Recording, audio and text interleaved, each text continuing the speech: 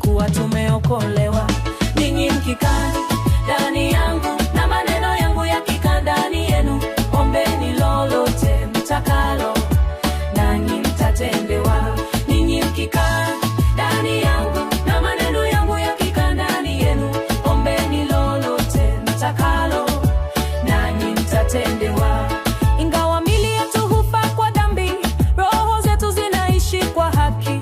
Roho yule aliyemfufua Yesu atatupa uzima wa milele. Ninyi mkikaa ndani yangu na maneno yangu yakikaa ndani yenu, ombeni lolote mtakalo, nanyi mtatendewa.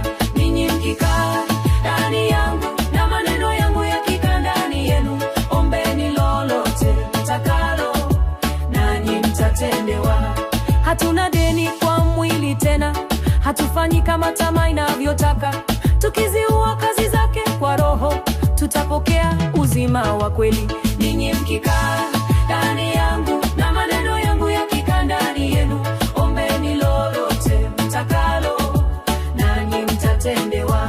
Ninyi mkikaa ndani yangu na maneno yangu yakikaa ndani yenu, ombeni lolote mtakalo, nanyi mtatendewa.